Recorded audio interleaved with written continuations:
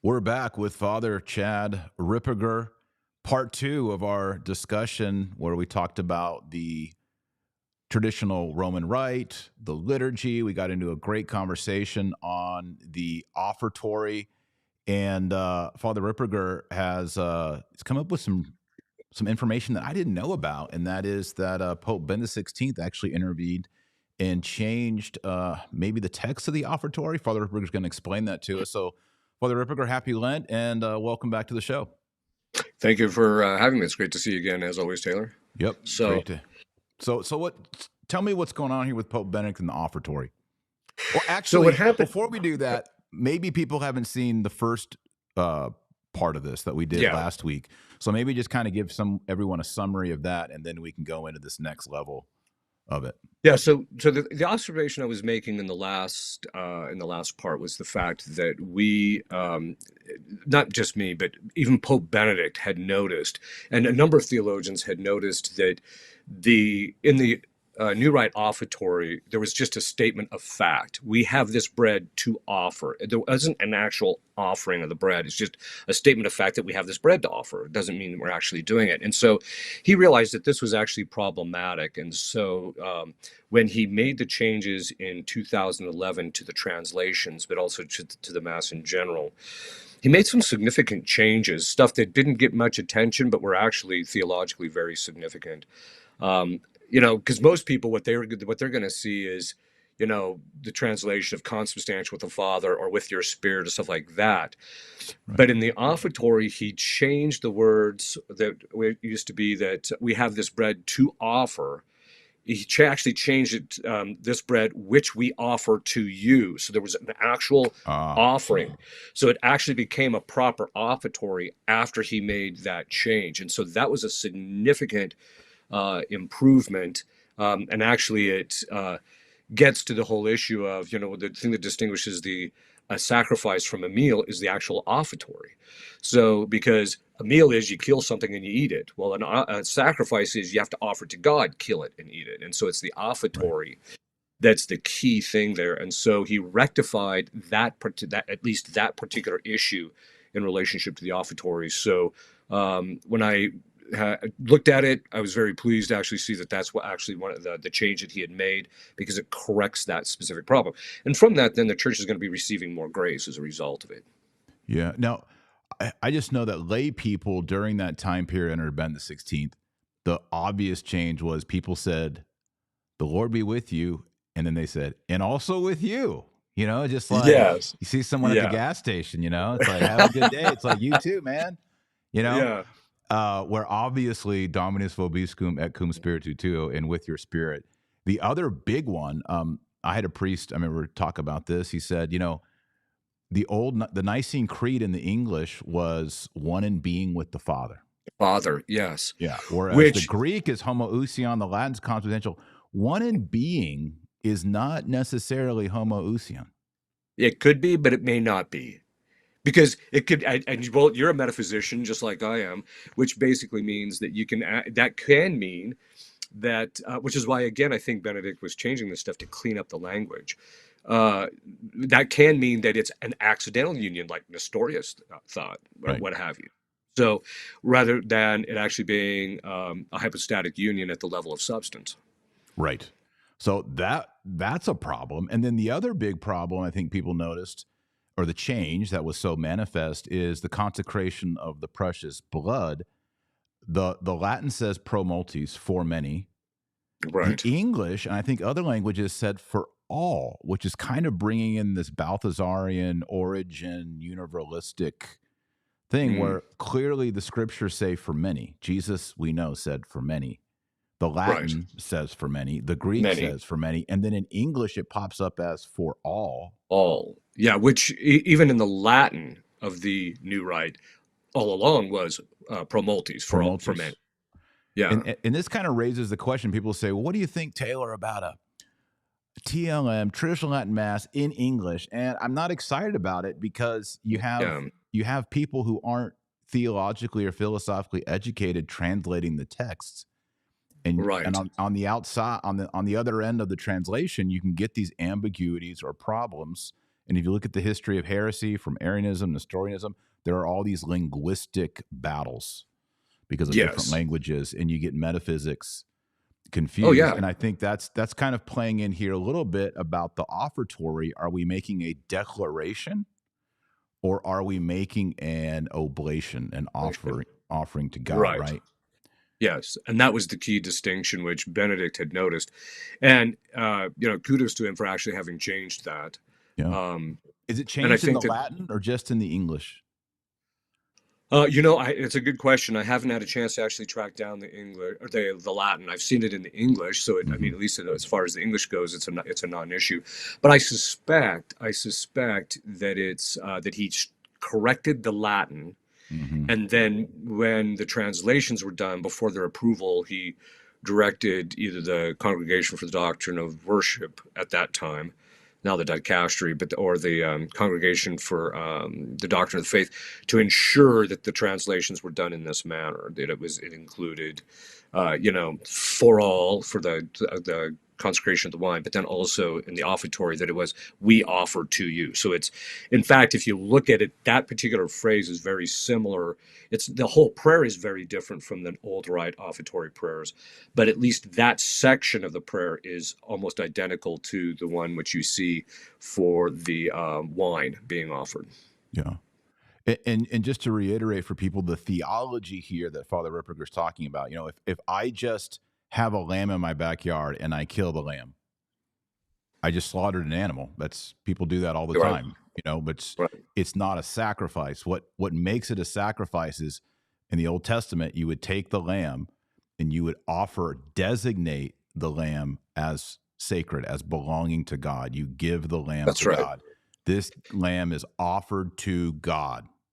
that's right. It's And then when you specifically, kill go the ahead. lamb, you're now making a oblationary sacrifice to Almighty God because the victim has been designated unto God.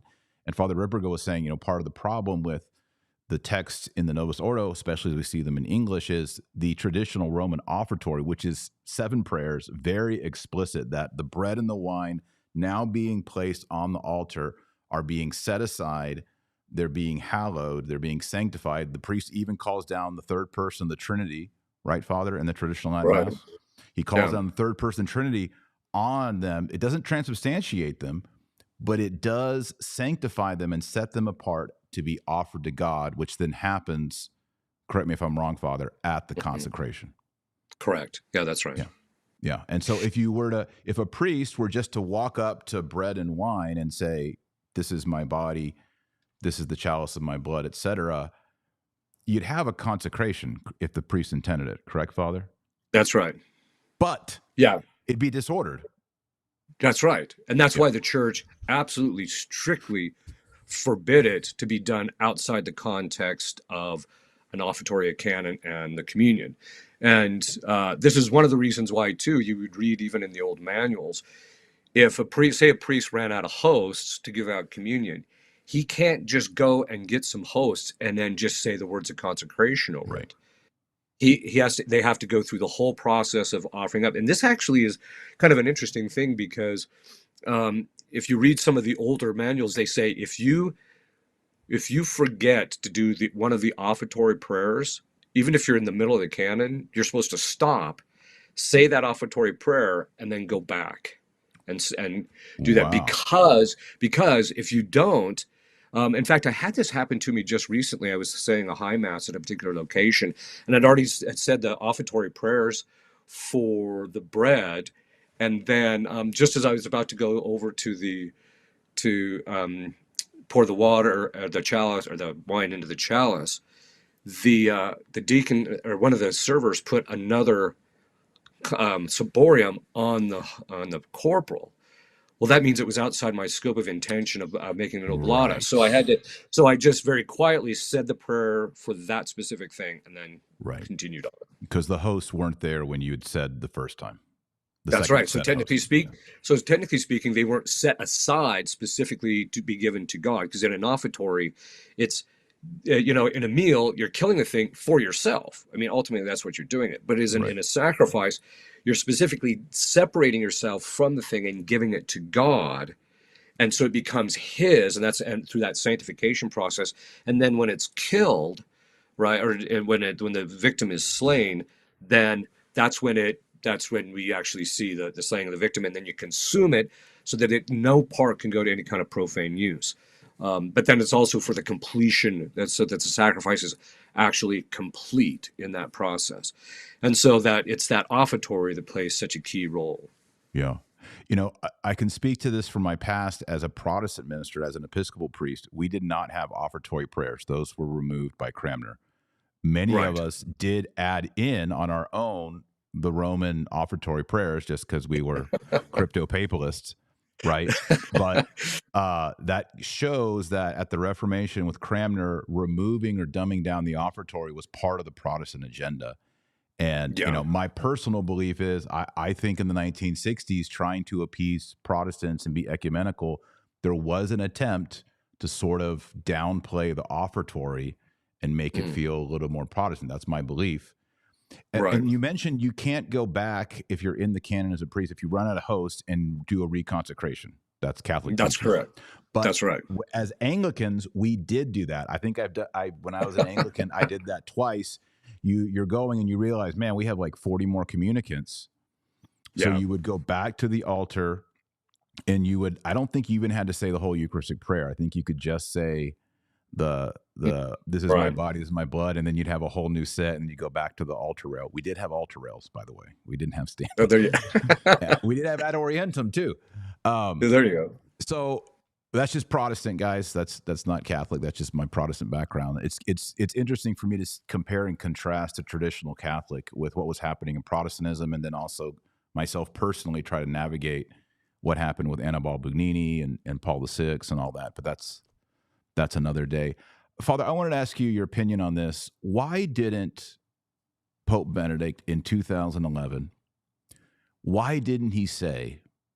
And by the way, if you'd like to use the 7 traditional prayers of Mm. the Roman offertory, you can use those also. I mean, that would have been such a blessing and such, I think, a return to the Roman patrimony.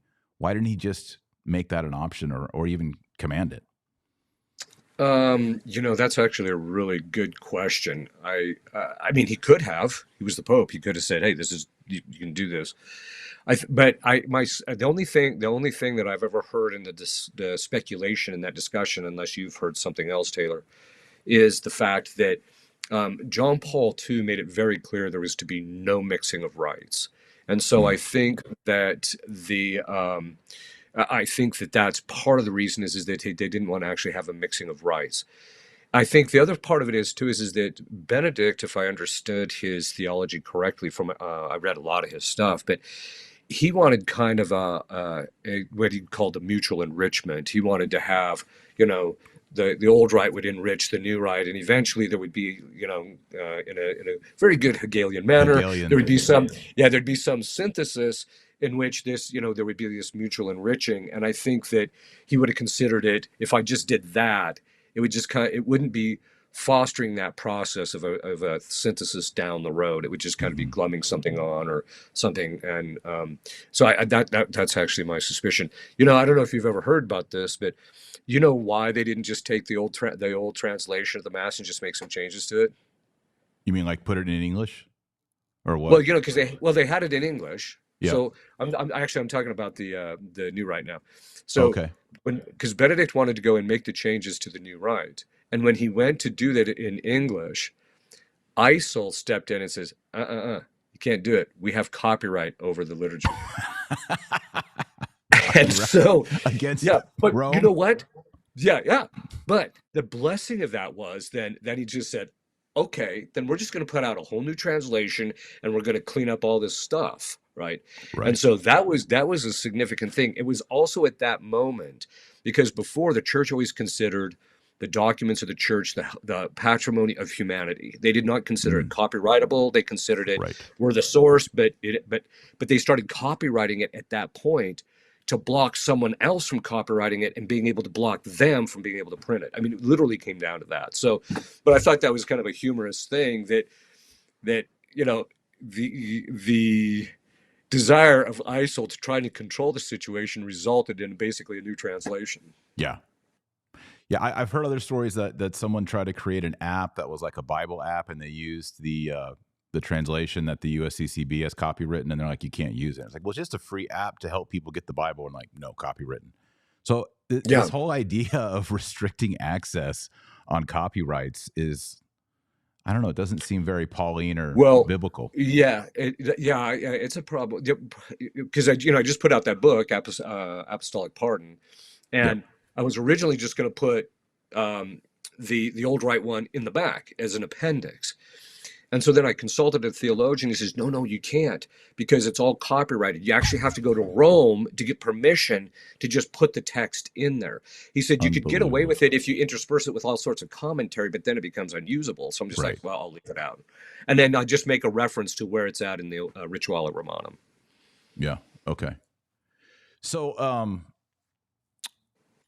you said earlier that this amendment to having not just a declaration statement of offering, but an actual, I guess, verbal actionable offering, it Right. attains more graces. And I think a lot of people object to that kind of language because they'll say, if the mass is valid, the mass is valid. If Jesus is on the Right. altar, Jesus is on the altar. And when they hear things like, well, this mass provides more graces, they object to that, or they start saying, well, you're a Donatist and you don't believe in ex Right. opere operato. So I think maybe, in our closing here, if you could maybe teach our audience what the traditional Catholic I understanding think so. is about expanding graces in the liturgy. Yeah, so it basically boils down to what Christ actually said. He said, knock and it will be opened. So there's a correspondent, or, ask and you shall receive. There's a correspondence between what you ask for and what you end up getting. So it's not just a kind of a nebulous kind of thing that we just go talk to God and then he gives us what he wants. No, he wants us to be knowledgeable and aware of what we need and ask him for those specific things, and then he will give us those specific things. So that understanding then led to a liturgical principle is that prayer begets what it signifies. And so what you ask for in the liturgy is what you're going to get. And so this is why when the liturgy is modified like this to where it's more explicit about what we're asking for, then the graces that are proper to that asking for those things are then we asked, so that's what we're going to receive. If we don't, if we just make a statement, we're not necessarily going to receive it. So it's something very elementary, but this is a discussion I've had even with some traditional priests don't seem to grasp that idea that, what you ask for is what you're going to get. Prayer begets what it signifies is the principle, and that applies as well to the liturgy as it does to any other kind of prayer. A great example is during the traditional Latin Mass, High Mass, when the priest offers incense, there's the invocation of St. Michael there. Right. If you ask, St. Michael is Going to show up. participating in this part of the Mass. In a low Mass, That's he's right. not. Because you're Yeah, asking for it that's in the right. High Mass, you're not in the Low Mass. That doesn't mean the Low Mass is bad or anything, but it does mean that there's less grace there. Yeah, which actually I did. I don't know if I'm pretty sure you probably have read it, but it's just called The Merit of a Mass. I wrote that like decades ago. Yes. And it was basically because when I Yeah. first was in the seminary long ago, one of the mantras you'd hear from the New Rite professors is, the new Mass is better than the old. New Mass is better than the old. New Mass, but well, the underlying principle of that is one ritual can actually be better than another. Well, if that's the principle, then let's take an objective look at the two rites and see which is actually better based upon Catholic theology. And I did that article, and that created a bit of a stir. I remember that. Yeah. People Yeah, didn't yeah, some people didn't like that when you put that out. yeah. But what's funny is after that, then they stopped saying, well, what? So then they stopped saying what the new Mass is better than the old. Now they were saying, well, they're equal, right? Yes. So, Right. and where it's but we're still back to the question of prayer begets what it signifies. Are you asking for the same thing in the two different rites? Right. Because what you're going to ask for is what you're going to get. And if you pray the Roman canon, which they call Eucharistic Prayer 1, and you omit in Eucharistic Prayer 1 the intercession of the saints, which is an option. I never understood why they put it in brackets. But if Yeah. you pray for the intercession of Peter, Paul, Andrew, etc., guess what? You get the intercession of Intercession. Peter, That's Paul, right. Andrew, all the way down. If you omit that, if a priest omits that, then you don't get in that moment the intercession of Peter, Paul, Andrew, etc. And again, this is Right. just common sense. Ask and you shall receive. And and people kind of want to just, I guess what you were saying is just sort of make it all even, level it all out. Right. But there are parts of the mass, in particular the private prayers, I think of the priest in mass that are in the old rite, that Right. do obtain graces. And one that you mentioned in our show last week is during Lent before Vatican II, the priest Right. always in every collect prayed for the Pope. There was a collect for the Pope. Is that There's a correct? collect for the Pope. Yeah. Yeah. And we And got rid then of that. We got rid of we that. got rid of it. So now Well, we're not getting those graces that's right. And it's also for the the Pope. same reason. That's right. It's also the same reason in the Roman Missal, the old Rite Missal, you actually had a whole different sets of different kinds of collects that could be added as options under certain circumstances. You could add these for petitioning for specific things. So, for example, petition for someone who's sick, or for peace, or against the enemies of the church, etc. There was all these things, and this was an indicator that the church realized we can put these things in here so that people will ask for it, and then in the context of the mass, because they're praying for it, that's what they're going to get. And so that was the whole idea kind of behind it. Excellent. Well, good. Well, thanks for sharing that. I know you have to run, but we wanted to squeeze this in here, and I think it's an important distinction. Is there anything else you want to add? I don't think so. I really appreciate you having me on, though, today. Yeah, excellent. Well, can you close us up with you want to do a Hail Mary in Latin and a blessing, or what do you Sure. got for us? All right. Sure. That sounds good. In nomine Okay. Patris et Filii et Spiritus Sancti. Amen. Ave Maria, gratia plena Dominus tecum, benedicta tu in mulieribus, et benedictus fructus ventris tui, Iesus. Sancta Maria, Mater Dei, ora pro nobis peccatoribus, nunc et at hora mortis nostrae. Amen. Benedictio Dei omnipotentis, Patris et Filii et Spiritus Sancti super vos, et manet semper. Amen. Amen. God bless you, Taylor, and thanks for everything. Thank you. Thank you, everyone. God bless. Pray your rosary every day. Happy Lent.